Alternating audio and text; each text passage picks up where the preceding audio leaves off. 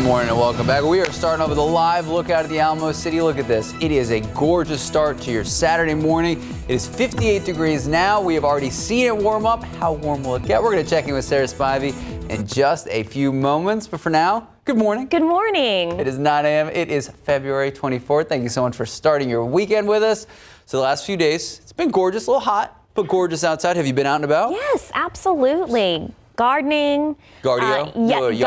Yardio. Yesterday, I had to run back here to the station, forgot my phone charger, but I was outside doing some work on the KSAT garden, Nice. Brought my dogs outside. They loved it. They just sat there. I missed an event? Yeah, they were here. I mean, it was in the evening, guys. You would have been asleep or not here. I hate though. I love an opportunity to say hi to Scooby and sister. They do Sarah's love dog. Sarah with the yellow hair. That's what they call me, I guess. All right. Yeah, a beautiful day. Hey, guys, guess what? We started at 48 degrees this morning. It's already 60 degrees outside. So in just a couple of hours, we've seen a 12-degree jump. That is a great indication of the kind of weather we're going to have today and this weekend. Cool mornings, but warm afternoons. So it's still on the cool side. 60 degrees in San Antonio, but check out Kerrville. 49 in Kerrville and 48 in Fredericksburg. 62 in Del Rio. Already mid-60s in Cotulla and Laredo. Good morning, Laredo. 60 degrees in Pleasanton. As we take a look at temperatures around the neighborhoods, it's still 57 in Bernie and 47 in Bulverde, 61 in New Braunfels, 59 in Hondo. This weekend is going to be gorgeous. Really nice. It's hard to complain about this kind of weather. 79 today for the high, low humidity. Another cool morning tomorrow at 51, but we will get into the low 80s tomorrow with a warm afternoon. But not all of the week's going to be warm. We've got a cool front in the forecast, and I have an updated look at the pollen count. Looks like oak has showed up for the first time this season. I'll tell you when we can expect oak to peak coming up in just a bit. Max. Thank you, Sarah. Well, there's a fight in Bandera over the construction of a solar farm. Earlier this month, a judge ruled the project cannot move forward without certain plans in place to prevent thousands of solar panels from causing damage to surrounding property. So KSAT investigates Lee Waldman went back out to Bandera, where our drone caught the work happening despite a court order explicitly halting the construction. Day one, we had trespassing, we had property damage, and now we're building a secondary road against a court order, in my opinion. So we're starting off on the wrong foot. Despite this temporary injunction explicitly preventing Pine Gate Renewables from preparing land for its proposed solar project, our KSAT drone caught movement on the property. There's a road being built this morning. Pine Gate Renewables spokesperson Kristen McKenzie sent this statement that read in part, pre-construction work has begun on the project in compliance with the court order. This work includes staging equipment and surveying for the installation of silt fencing. The road grading and associated timbering activity that has been reported is unrelated to the Rio Lago solar project. Andrew Boger, one of the plaintiffs listed on the court records, has property near what will be the Rio Lago solar project. Last month, he, the other landowners, and their lawyers met in front of Judge Pat McGuire to argue why the project would cause harm to their properties. I think a solid set of engineering plans just presented to the agencies would have made this all go away. Meanwhile, the solar company explained that wouldn't be the case.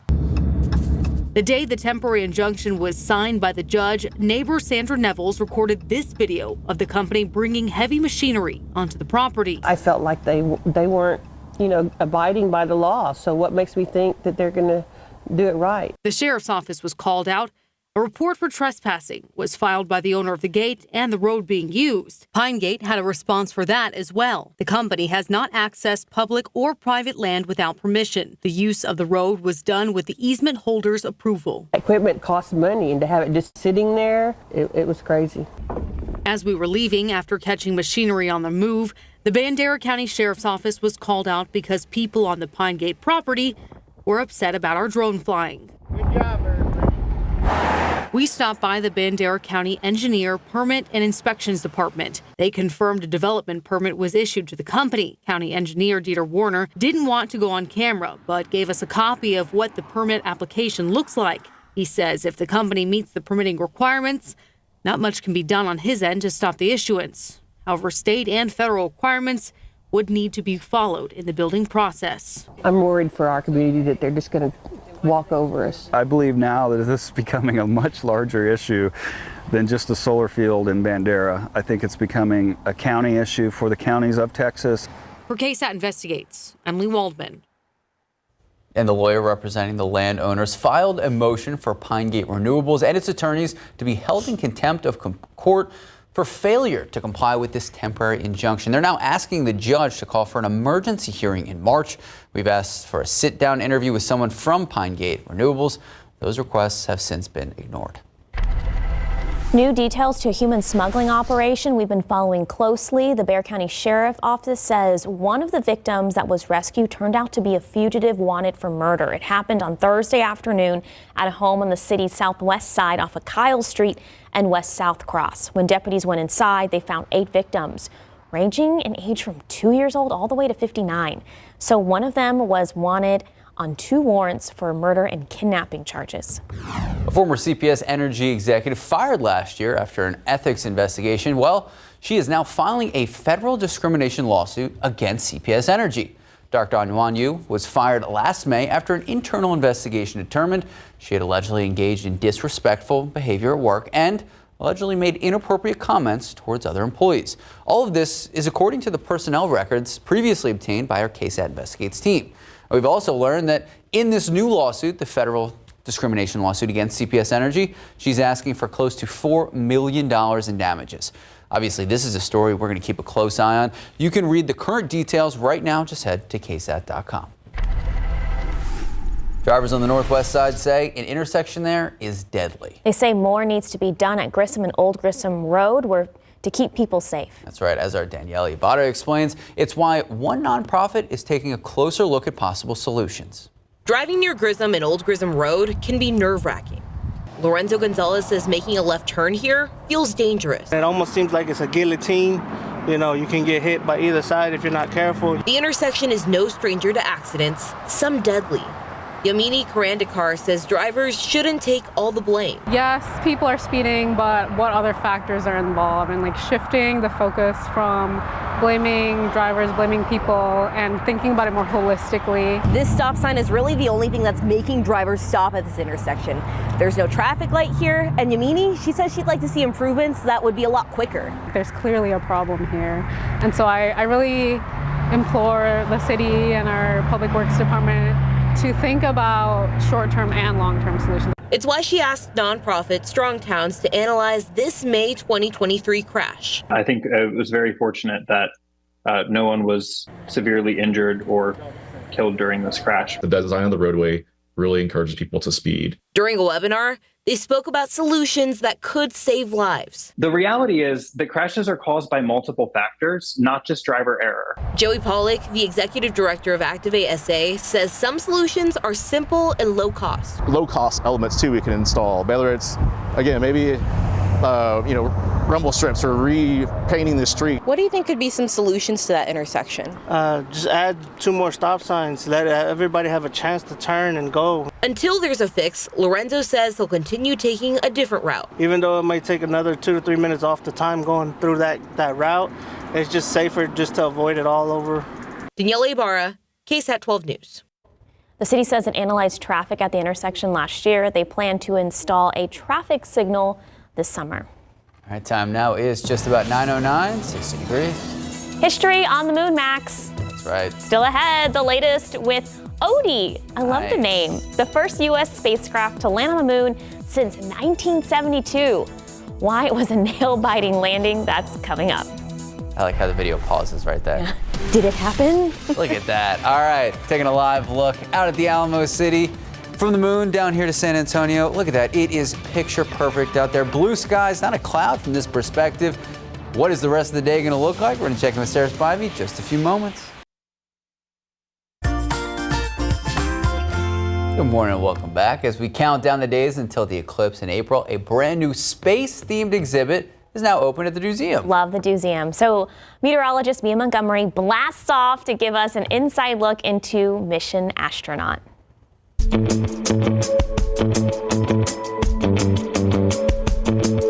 There's a new exhibition now open at the museum that has to do with all things space. Let's go check out Mission Astronaut.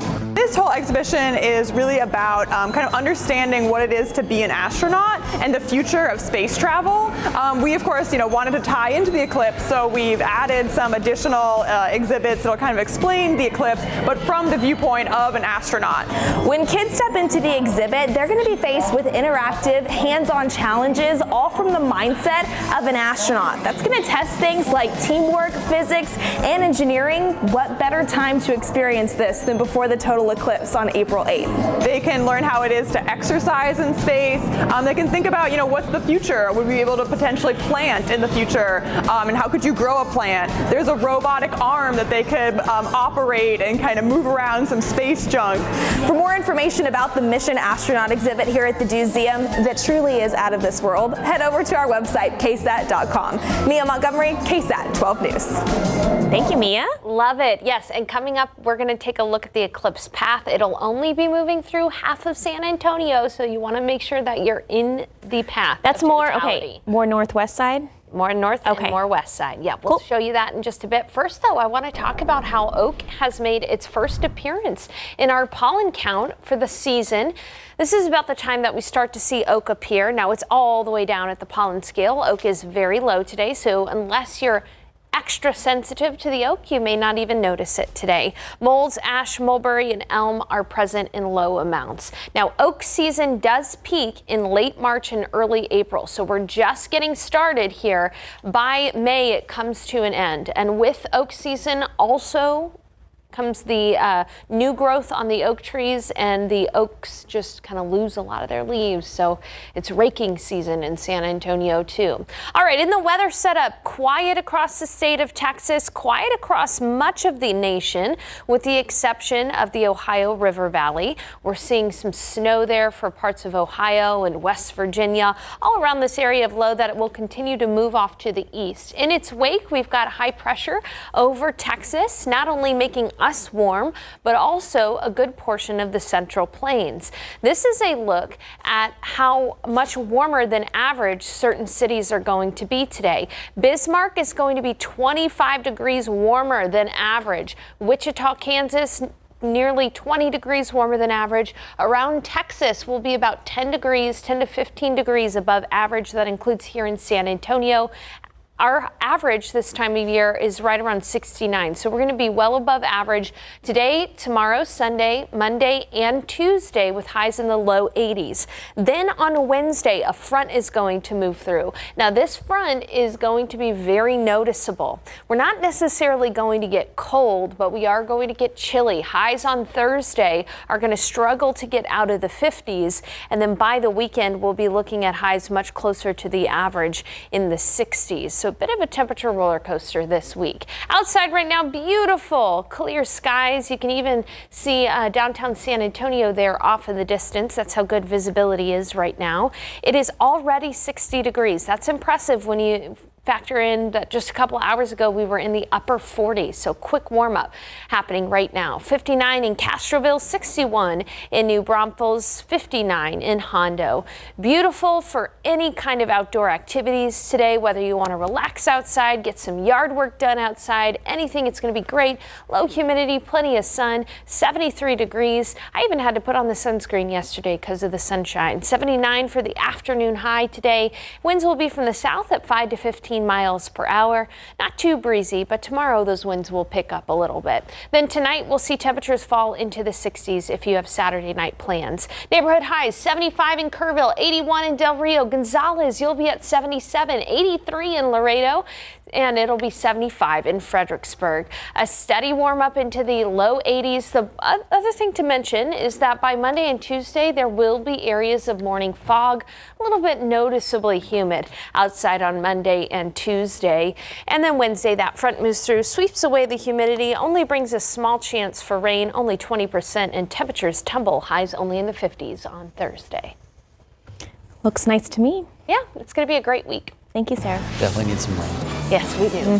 For sure. Thank you, Sarah. Time now, 9:17, 62 degrees. We'll be right back. History on the moon. Odie, look at that. You saw the people celebrating. Odie, the robot, now sitting upright. I know there was a moment where they did tip over. Sending data back to Earth after that historic lunar landing at the South Pole of the moon. That's right. The spaceship carrying Odie traveled 620,000 miles. It took a little over a week to get there. But when Odie hit the surface of the moon, it was the first U.S. spacecraft to land on the moon since 1972. Now, doubt mission control over the moon with... There was no doubt that mission control was over the moon with excitement. Got it. There was a pun there. Thank you. Let's hear the reaction.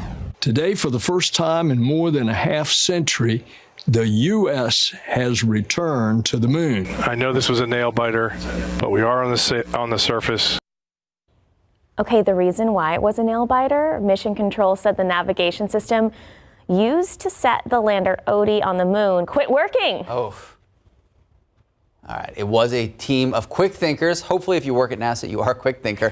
They were able to rewrite the software, get control back, and land it safely. On another historical note, Intuitive Machines is the first business to land a private spacecraft on the moon. And if you heard us earlier, we said Odie is now upright. That is because at first he was tipped over. I do appreciate it. Was like he landed and then it was like, oh no, breaking news. Yeah. Odie's tipped over. If you saw the video there, all you watching at home, you saw the video cut out right after it landed. Yeah.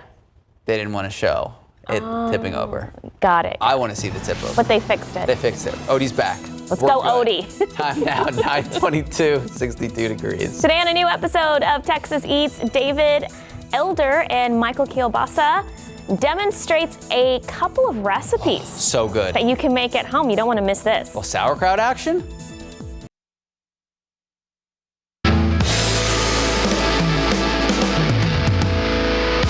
Back to Texas Eats. We are here at the Outdoor Kitchen, and joining us is Michael Kielbasa. Now, earlier we were cooking sausage wraps. We learned about the company and how you guys give back and everything you're doing, and especially it's your 75th anniversary, so we're throwing a big party out here on Texas Eats. That's right. You have to party. It's 75 years. That's right. We're going to be sharing a recipe for people to do at home. It's two very simple puff pastry recipes, and these are actually close to things that you said your grandmother would make, right? She grew, yeah. When I was growing up, she'd make these things called sausage rolls, and this is very close to what her sausage rolls were, which were a huge hit in the family. You want to cut the puff pastry in half and then into sections so that you can roll them up into individual pieces. And I love that, like, see how the two of us are doing this? You can get the kids involved on this recipe, you can get the whole family involved over here, so everybody has a part in making this delicious snack.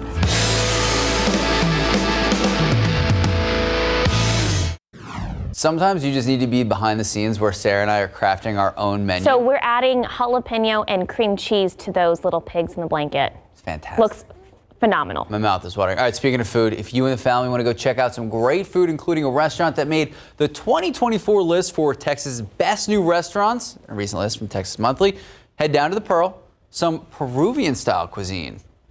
All right, Leche de Tigre on Seville Street, known for its ceviche, is coming in at number 7 on the list in an Instagram post. The restaurant said they were truly grateful for the magazine including them on that list. So menu food items include Peruvian sashimi plates and ceviche and other authentic Peruvian dishes and tapas. We'll be right back.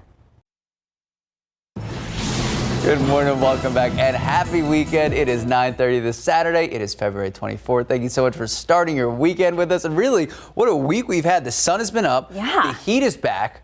I'm a happy camper. I'm happy about the 80s. Okay. But I also fear, I also don't want to, rush into the heat. Yeah. Because then the heat, when it turns on, right. We still have a few more months until the real But heat. I have been enjoying the 60s, the 50s. It was 54 degrees when the 5K over at UTSA started this morning. So beautiful weather, but it will warm up today. Yeah, a cold start this morning, but it's already in the mid 60s out there. And by the way, Sarah, I too do not enjoy the hotter weather, but don't worry, our average first 90-degree day is in early April. So we've still got a couple more months of kind of nice weather to go through. Let's go ahead and take a look outside right now. A few cirrus clouds, but it is warming up. It's 60 degrees in San Antonio, 61 in Boerne. It's still in the 50s in the higher elevations in the hill country, 64 in Pleasanton. Yard work today, no problem. Temperatures going to be quickly warming. We'll be at 73 by noon, 79 in the afternoon. No rain chances today. So get that yard work done if you need to. I filled up a whole the whole bin with weeds and leaves and all of that stuff. We are counting down the total solar eclipse as your eclipse authority. Monday, April 8th, around 1:30 p.m. That's when the path of the total solar eclipse will be moving through San Antonio, only 44 days away. Major cities in totality: San Antonio, yes, half of San Antonio, Austin, Dallas-Fort Worth, Little Rock, Indianapolis, Cleveland, and Buffalo. Again, only half of San Antonio is in that path of totality, but areas like Kerrville, Lakey, Rock Springs, Uvalde, all in the path of totality. The blue line here is the longest time that will be spent in totality. If you live outside of the path of totality, find a way to get into this red zone. That's going to be ideal. And hopefully, we're hoping the weather will comply with us. We're hoping we have clear skies, low humidity. That would be amazing. A week like this week would be amazing. Low humidity and beautiful weekend for us. We'll have a few warm days in the mix, though, with temperatures in the 80s. A front, though, moves through and temperatures will tumble on Wednesday and Thursday. If you've been watching Good Morning San Antonio for a while, you know about the temperature roller coaster. But if you haven't, I'll show you a surprise coming up. Max and Sarah. Sarah, thank you. A man is waking up in jail this morning after San Antonio police say he shot his roommate in the back. This happened around 1 this morning at a home on the north side of town. Police say an altercation between the two turned violent. That's when the man allegedly pulled out a gun and shot the victim in his back. The victim ran for help and was taken to the hospital, where he's expected to be okay. Police arrested the suspect. Right now, it's unclear what charges he will face. And another shooting to tell you about. This one ended with a man in the hospital after a robbery. So take a look. Police tell us this unfolded a little after 9 last night at a motel in the city's south side. A gunfire could have been heard at Southwest Military Drive. SAPD on the scene telling us 2 men were in that motel parking lot when one of them tried to rob the other with a gun. After a brief struggle, the gun went off. The victim was shot in the hand. He was taken to the hospital. He is expected to be okay, but at last check, the suspect was able to take off. Police still searching the area, so if you have any information, you're asked to call police immediately. 70 years in prison. That's a sentencing for a man convicted of shooting a Balcones Heights sergeant back in February of 2021. So at the time, Sergeant Joey Sepulveda was checking out an apartment complex where police say Wilfredo Montemayor and his brother were burglarizing vehicles. Montemayor shot Sepulveda in the neck. The officer survived. Meantime, Montemayor's brother also facing an attempted capital murder of a police officer charge. It's unclear when his trial will start. And another sentence, this one for Christopher Del Toro. He's going to be spending 60 years behind bars. Remember, he caused the crash that ended with a 44-year-old woman killed back in 2022. Prosecutors telling the jury Del Toro's blood alcohol level was twice the legal limit when he crashed into another vehicle, killing Jessica Brohl. Now, he got a 60-year sentence because he had prior convictions. Well, testimony continues in the murder trial of Angel Gonzalez. The medical examiner is testifying how Gonzalez's brother, Isaac Aguilar, died back in 2022. He was stabbed to death during a fight that happened at a party. If found guilty, Gonzalez could be behind bars for life. Well, he was forced to retire after what the city manager described as an inappropriate and offensive comment. So former San Antonio Fire Chief Charles Hood speaking for the first time exclusively to KSAT about the comment and what he says is a need for closure. Steve Spreeser asking the former chief about the offensive comment that we're not repeating on air and asking him about how the world has changed when he was called into a meeting with the city council, with the city manager, Eric Walsh, on January 3rd. Let's hit what happened at the end of your tenure head on. I regret using it. And I take accountability and responsibility for it. I've admitted it from day one that I did say it. And for that, I'm sorry.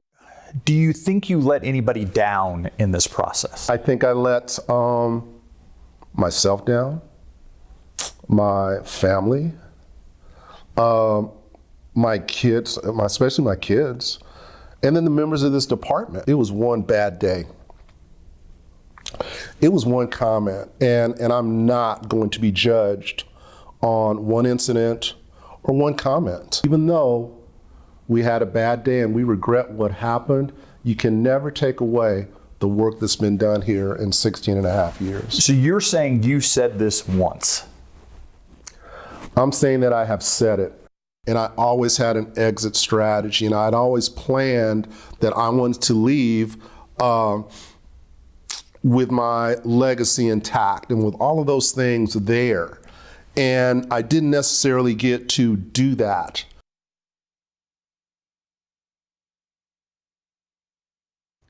Okay, so Chief Hood believes his legacy is intact and says what he leaves behind at SAFD is one of the best departments in the country and across the world.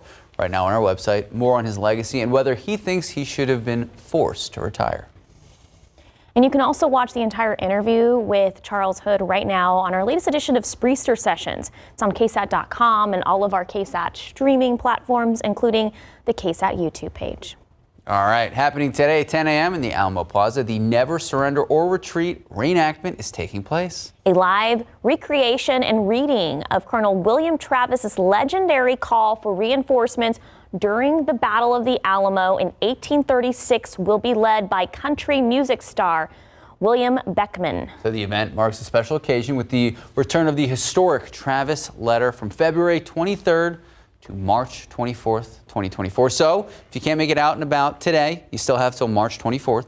This historic document will be on display at the Alamo exhibit. Those attending today, they're going to have a chance to participate in a writing contest. You can write your own Never Surrender or Retreat letters. Admission to both the reenactment and the writing activity contest is free. The Travis letter viewing will be behind the historic Alamo Church until 5 o'clock today. Beautiful weather. I was going to say, they could not have asked for better conditions. To come out, enjoy the Alamo City, enjoy that reenactment at the Alamo, especially for our tourists. Welcome. Welcome. And enjoy. Head on over there. Time now, just about 9:39, 65 degrees. Lots of changes been going on at the San Antonio airport. After the break, we'll talk about what city leaders are planning next. And let's take a quick live look. We saw out at the Alamo blue skies, a lot of people out and about. Some people wearing sweaters. It was a little chilly this morning, but it is warming up quickly. What does the rest of the day look like? We're going to check in with Sarah Spivey in just a few moments.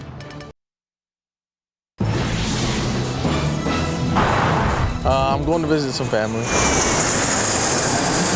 Jesse Lopez is traveling from San Antonio to Guadalajara, Mexico. As a frequent flyer, he wants to see more nonstop destinations. More direct flights to any destination, really. San Antonio International Airport offers more than 40 nonstop destinations, with the first nonstop flight to Europe starting in May. There's a lot of opportunities. Tim O'Crongley, Deputy Aviation Director for the City of San Antonio, explains what this new flight to Frankfurt means for our community. The economic benefit that you get from it, it's not only the direct benefit from the flight, but it's who will come here, what will be invested in the future, what will we take, to Europe. It's really a launching point for additional economic development for San Antonio and the region. O'Crongley says air connectivity is important for a community. The airport is a very large economic generator. And with today's mobile society, the way airports move people and traffic and goods, it's really a life hub of a community. What type of infrastructure are companies looking for at an airport? They want to make sure we have good connectivity, routes and that kind of opportunities, but also other infrastructure. Terminals represent the community, so they're the first thing you see when you arrive and last thing you see when you leave. The airport was recently awarded $30 million in grants from the Federal Aviation Administration for upgrades to Terminal A and for a new terminal that opens in 2028. This is the site of our future new terminal. O'Crongley says the new terminal will be added here, a 17-gate facility, approximately 850,000 square feet. More opportunity for new airlines, existing airlines to expand, We'll have concession programs. They're all for local jobs. Last year, about 10.7 million passengers passed through San Antonio International Airport. And with this new project, they hope to exceed those numbers in the future. So we broke passenger records, and we look forward to continuing that trend. And that's why we're preparing the airport for the future based on those forecast demands and being able to serve our citizens. Tiffany Huertas, KSAT 12 News. One thing I enjoy about our airport is that it is pretty easy to get around. It's very easy. Incredibly It's efficient. so easy to get around. I do appreciate it. I tell people who visit, they're like, how long? 2 hours? I'm like, you're gonna an hour and a half. For those out there, you should always allot for 2 hours. There's two types of people that travel. There's people who need to get there 4 hours early. Something can go wrong, so it is better to be safe than sorry. I'm always on time. Yeah, and in San Antonio, I always make it somehow. We always have conventions, and that convention, like if they're traveling together, that can be a very long line. So be safe. Don't take it for... We would not travel well together. I've gotten to the airport for like an early 5 o'clock flight, and it's been crazy packed. Yeah. But then I've also been able to show up and be at my gate in 20 minutes. Right. It just depends. See? Okay, what I do know is that it's not time to board a flight. It's time to board the temperature roller coaster. Well done. I guess that sounded more like a train. Yeah, that wasn't very good. It was like All chick, right. chick, chick, chick, Well, chick, there we go. Remember the Rattler? And it'd be like, Yes. Oh gosh, that was hard. That was difficult. The Rattler. Terrifying. Yes, yeah. All right. If you do want to go to Six Flags or SeaWorld today, we're going to be looking at temperatures in the upper 70s. It's going to be a beautiful day today. Tomorrow we'll be at 81. Monday and Tuesday, 83. Yes, that's me on the roller coaster. Here we go. Cold front arrives on Wednesday. Thank you, Sarah. A cold front arrives on Wednesday, allows for our temperatures to fall into the 70s on Wednesday, but it gets even colder because by Thursday, we're going to be in the upper 50s for the high. So pretty big temperature swing by some 20-25 degrees from the start of the week to the end of the week. Even by Friday, our highs are going to rebound slightly. We'll still only be in the 60s, though, cooler than seasonably average. Enjoy this weekend, my friends. It is going to be beautiful. This is one of the reasons why people move to San Antonio or stay here is because we have nice weather this time of year. 60 degrees outside right now. Totally sunny. Winds are from the northwest at 5 miles per hour, but those winds will be shifting to the south today and fairly light. 55 in Kerrville, at 61 in Rock Springs, 62 in Del Rio, 67 in Kennedy. There was an update. We started off actually at 46 degrees this morning, and temperatures are already some nearly 20 degrees above where we started the day.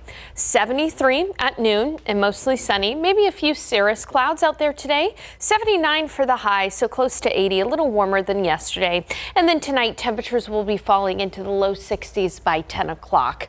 It's going to be one of those evenings that is just beautiful. Sit outside, enjoy your lunch and dinners outside. It's going to be wonderful today. 78 in Bandera, 78 Lost Maples, 78 in Seguin and New Braunfels, 80 degrees in Pleasanton for the high, 79 in Floresville, mid-70s for the Hill Country. And speaking of the Hill Country, that is where the drought situation is the worst. Extreme drought persists. Parts of our viewing area have had drought for 2 years running. So we need any additional rain. But unfortunately, this week, rain chances are going to be slim to none. Really only an isolated shower is possible on Thursday, and Monday and Tuesday we'll have some areas of fog. So if you wanted to get the car washed this weekend, that's going to be good too. You'll get a few good days out of that car wash. Temperatures, again, climbing to near 80 degrees by Monday and Tuesday. 82 on Monday, 83 on Tuesday.